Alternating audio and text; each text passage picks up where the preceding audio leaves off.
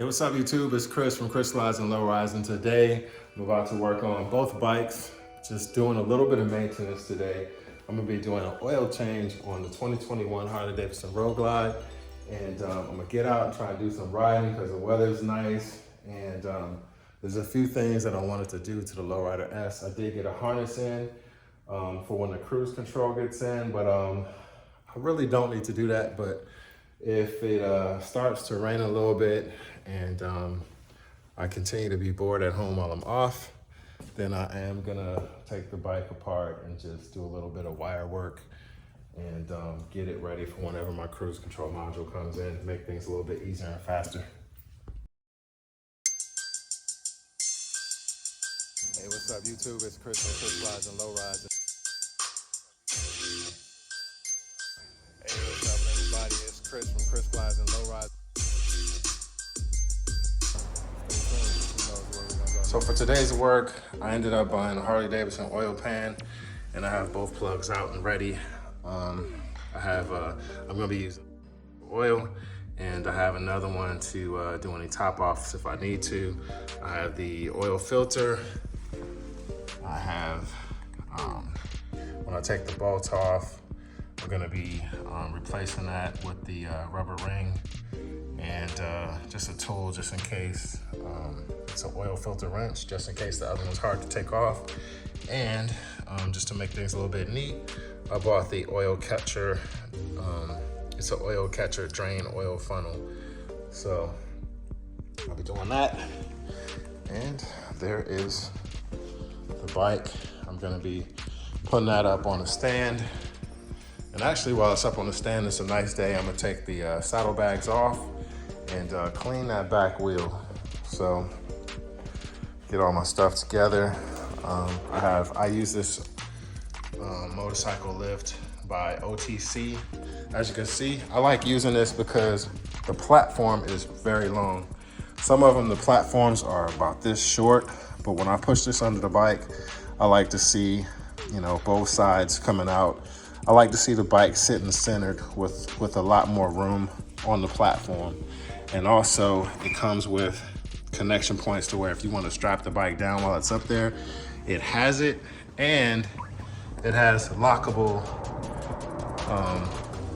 adjustment parts where I can lock it with the wheels and also lock it on the surface so the bike's not spinning around.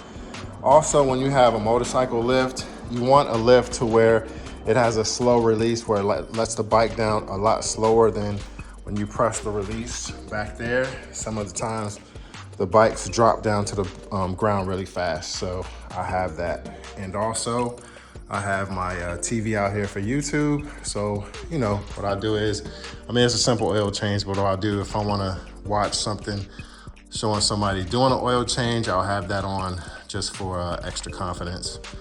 So turn it on YouTube and I'll just say, hey, show me how to change an oil on a 21 Road Glide, which is pretty much straightforward. And so there's some guys on there now, but they're just a channel that I was watching one day when I was in here, probably just hanging out. So anyway, I'll be back. All right, so one of the things I do before I get started is I'll go ahead and make sure the bike's warm. You wanna go ahead and open your oil cap just to let that breathe. You can set it right there. And just another note, I will most likely need another quart. I have 4, sometimes it says 3.8, 4, sometimes it says 4.5, but just make sure you have enough to where you check it and it's full enough for you. And one of the other things is to, I didn't use the lift right now. It's the lift that I have. It's hard for me to get under there with the oil drain pan. So it's tall enough to where I don't need it. So I'm gonna go ahead and get under there.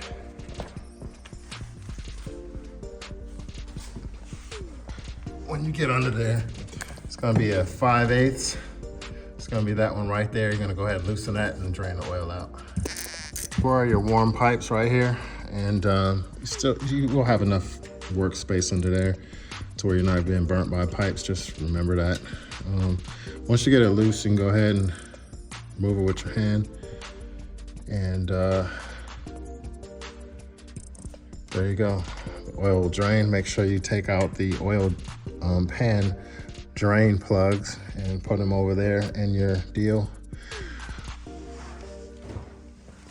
One of the things you're gonna look at is you're gonna check for metal shavings and stuff like that on top of here. It looks pretty clean. Don't have any metal shavings. There's the oil ring that you're gonna replace. And I'll go ahead and clean that off. Some of the things you can do is take a wire brush, clean the threads up, make sure that's nice and clean when you replace it, or just buy a new one.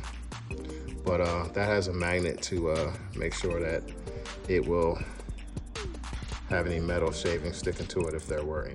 So when you're taking this off, you don't have to use any type of tools, whatever. You can just use your fingernail, and that O-ring just sits right in that ridge right there. You get it up, and then you just pull that off. Some people never replace it, but when you go to a dealership to pick up your oil change kit, you might as well. So the next thing you're gonna do while that's draining is you can go ahead and stage your oil catcher drain oil funnel, and go ahead and put the oil filter remover tool on, and go ahead and use like a long socket wrench, put that on there, and then go ahead and remove. All right, so as you can see, the oil catcher is doing its job. And that oil came from when I dropped the filter out, and it comes with a hose, and it's actually draining into the actual oil pan. There's the old filter there. I'm just letting that drain out, and got my new filter ready to install. So we're installing a new filter. What some people do is they'll fill it halfway. I did not. I just put a little bit of oil on the lip of the oil filter. You want to get in there, take off your watch if you have one on, and just hand tighten it. Because a majority of times these go on, they're way too tight. They just need to be hand tightened. They say up to a half a turn, and that should be it. Well, once it's all the way on a half a turn. If you don't trust that, you can put your filter tool back on and tighten it a little bit more, but you just want to be careful not to over tighten, not even like a half a turn. All right, so now it's time to get back underneath the bike. Once you remove the pan out the way and you've put this cap on a little bit, you want to go ahead and torque that to 14 to 21 foot-pounds. And I'm gonna put mine at 20. All right, so once you hear that click, that means don't turn anymore. Some people want to hear 2 clicks and all that other stuff. Each time you turn it, you're tightening it more. So just one time where you hear the click when you have it on the 20-pound setting. So one of the things I do afterwards is I clean up a little bit. When I clean up everything under the area, I always take this catch pan off because that will get oil in it. And because the oil filter is in back of all of this, the oil comes from, like, you know, whatever's missed from that catch part that's on there. Some people will use tin foil and everything else to help catch. I don't see any drippage, so it did a pretty good job. So I'm gonna go ahead and put my cover back on. This is pretty clean. I'm gonna go ahead and put it back on.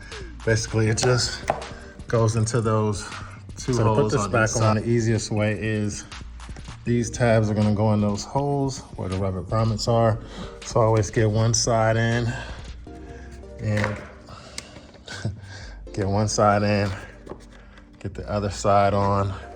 They're both in there. Then I push up, and then it's on over the top, and then that's on. So the next thing I'm gonna do is go ahead and put your oil siphon on so you can add your oil. You wanna inspect your oil stick, check the O-ring on there, make sure that there's no cracks. This bike's a 21, but just check your stick out and get it all cleaned up and ready to be reinstalled.